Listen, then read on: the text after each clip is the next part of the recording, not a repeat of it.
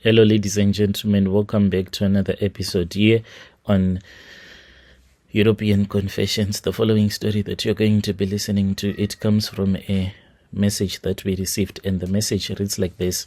Hello, how are you? Can you please post my own story? It's anonymous. I am now even regretting. Maybe I should have never came here. And at the same time, I'm telling myself that if I do share my own story with you, maybe it can help me to find peace. I do come from a very small village in Nigeria, and now when I think of it, I think that I did better. The decision that I took, even though as painful as it is, even though I am suffering from some consequences of my actions, but when I look at the level of poverty that you can get in the village from where I come from, like, I really do not know what I should think about it. Growing up, I would watch my mother sacrifice everything for us. She raised my siblings and me alone after my dad had left. I remember that my mom, she used to suffer a lot. She will do your odd jobs, and she would always say that, you, my daughter Amaka, you are going to make us all proud. You are going to break this cycle of poverty. My mom was the type of a woman who was a Pentecostal, and she believed in everything that the prophets would be saying whenever she would be listening on the radio or even watching the TV. She used to love these gospel channels a lot. But as I got older, reality hit hard. I tried everything to make ends meet, working your odd jobs, selling goods in the market, even traveling to the city to look for work.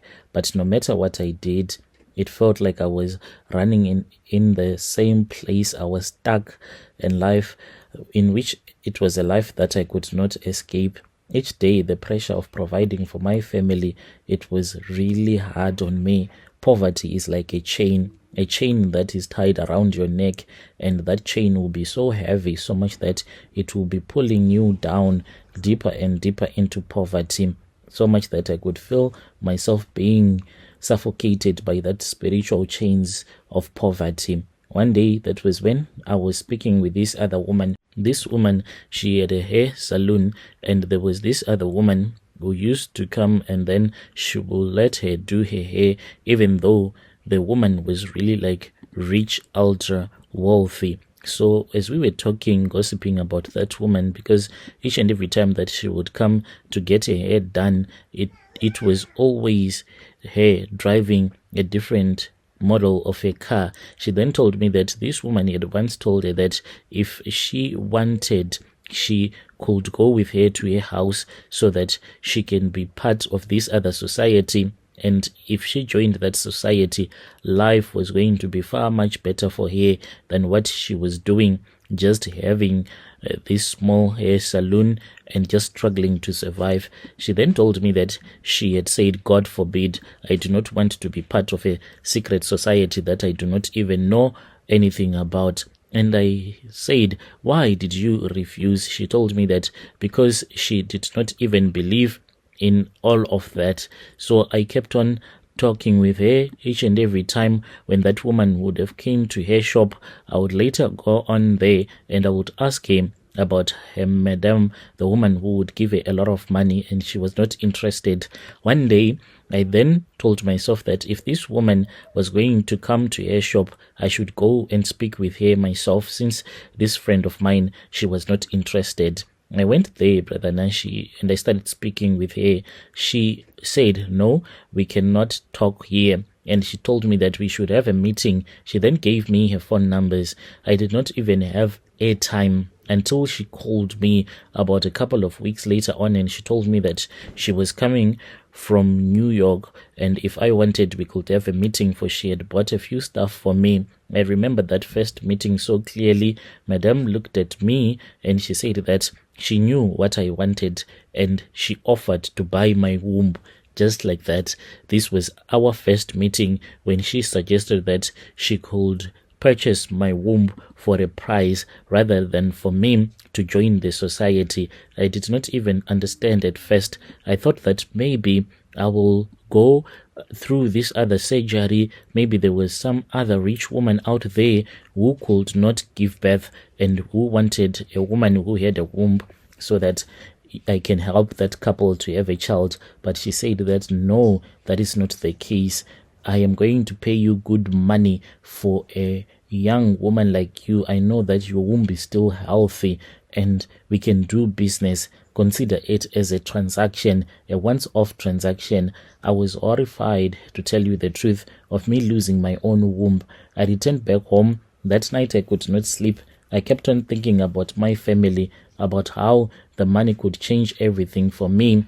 And me and my family, we were never going to struggle anymore, and I could send my siblings to school, to give my mother a life that she never had. And for the first time, I felt like this was the only way to escape out of poverty. For days, I wrestled with the decision. I prayed, asking God to show me another way, but no answer came. And in the silence, in my desperation, I made the decision. I went back to Madame and I agreed. I told her that I wanted this, and I did not realize that this was not just a physical sacrifice. There were going to be some spiritual consequences that I was going to experience.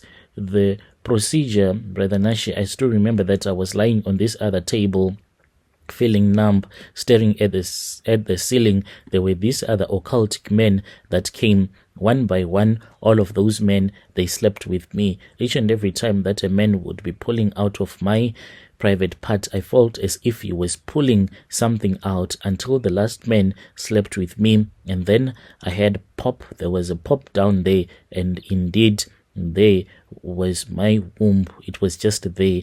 Even though I did not feel any pain, I only started feeling the pain maybe 2 days later after this ritual. So I was given my money. As the years went by, that was when I met a couple of men who wanted to marry me, and I would get close to those men, sleep with them. And then one man said that I had a dream, and in my dream I saw that you sold your womb.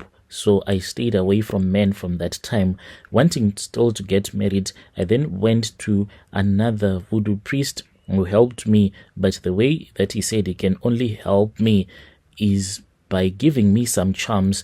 Not like I'll be able to give birth. My womb is long gone, but at least I can keep a man, lie to a man, and the man can believe me when I tell him that I am pregnant. So the problem with the charms that he gave to me, the thing that he gave to me, the gods of his shrine, they do survive on blood. So blood was needed. I had to sacrifice my own uncle. My uncle is the one that I sacrificed, and this uncle of mine that I'm telling you about is my mother's brother. My mother does not even know that this is what her daughter did. I do have money, because the money that was given to me, I made some smart investments. That woman even encouraged me to do certain types of investment, and my money is rolling back to me even years after I sold my womb.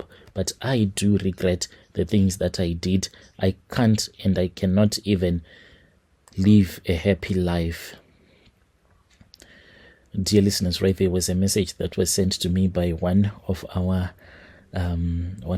listeners. The strange things indeed they do happen in this world. Yo.